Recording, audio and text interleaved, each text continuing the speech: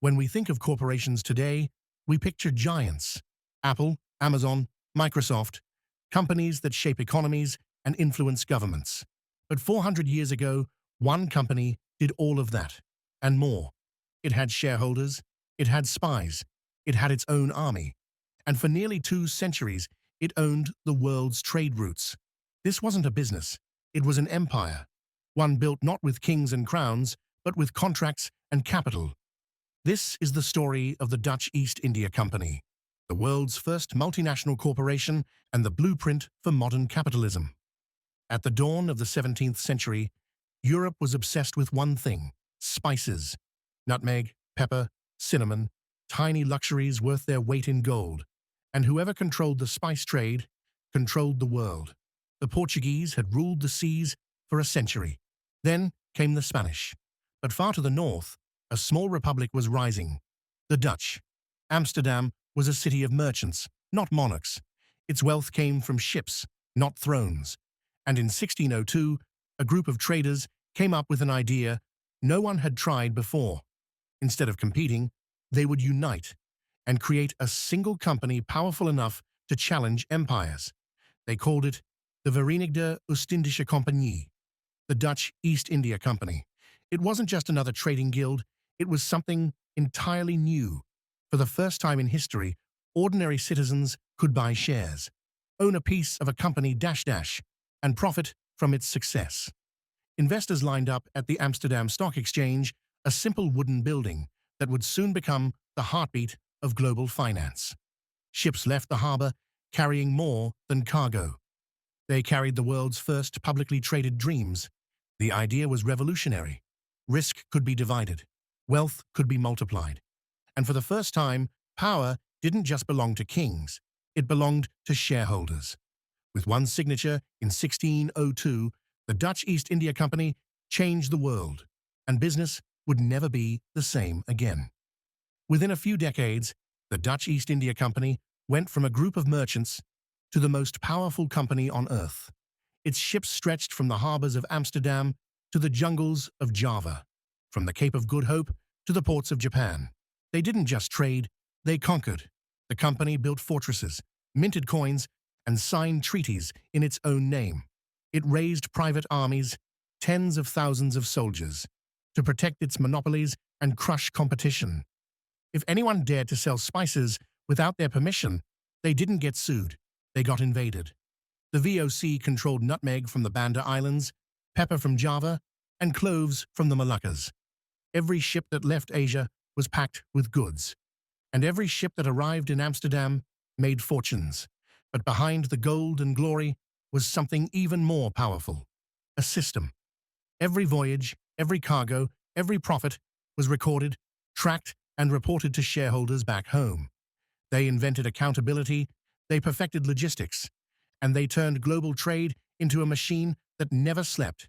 At its height, the Dutch East India Company employed over 40,000 people, operated hundreds of ships, and generated profits larger than most European nations.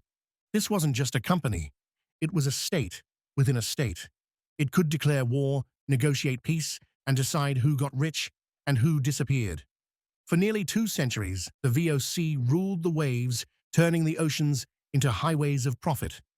And from the deck of every ship, you could see the future of capitalism being written in sails, silver, and spice. At first, the profits seemed endless. The company's ships came home heavy with spices, silk, and gold. Amsterdam's docks overflowed with wealth, and investors couldn't get enough. But success has a cost, and the Dutch East India Company began to drown in its own power. The bigger it grew, the more it had to control. Every new colony meant more soldiers, more ships, more debt. Wars in Asia, corruption in the colonies, and greed back home began to eat away at the empire it built. Governors grew rich on bribes, merchants stole cargo, executives back in Amsterdam forged accounts to keep the stock price high. The VOC, once a symbol of innovation, became the world's first corporate bureaucracy. Slow, bloated, and corrupt. Its armies fought endless wars, not for survival, but for monopoly. Entire islands were massacred to protect spice profits. The brand of Dutch efficiency had turned into organized cruelty, and as competition rose from the British East India Company and others, the Dutch advantage began to fade.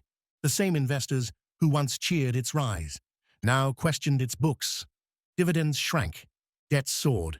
The company's power, once absolute, began to crumble under its own weight.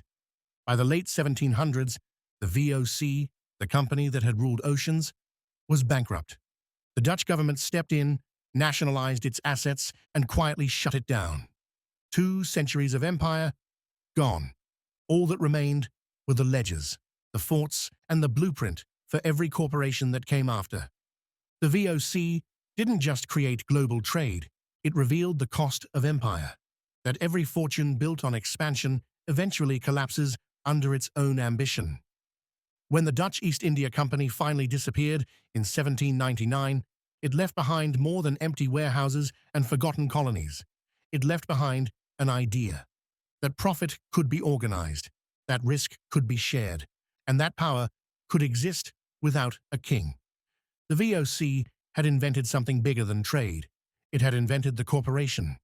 From its offices in Amsterdam came the world's first stock exchange, the first dividend payments, the first financial reports, and the first speculative bubbles.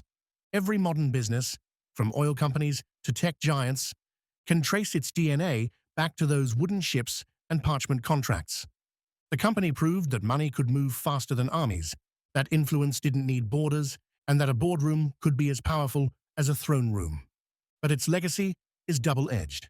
The same system that built wealth also built inequality. The same innovation that united nations also exploited them. The VOC showed the world how to build empires without kings, and how to hide conquest behind commerce. It was the beginning of a new kind of empire, one that didn't fall when its rulers died, because its power lived on in paper, profit, and policy. Today, when we look at global corporations, their armies of employees, their control over markets, their reach into politics, we're looking at the descendants of the Dutch East India Company.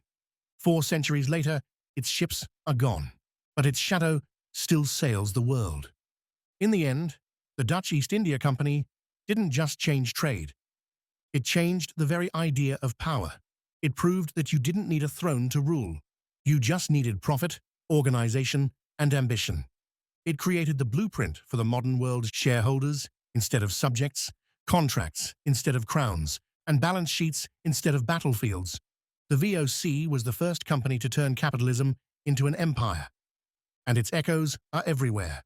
Every multinational, every financial market, every CEO who speaks like a statesman, they're walking in the footsteps of a company born 400 years ago, because the VOC didn't die.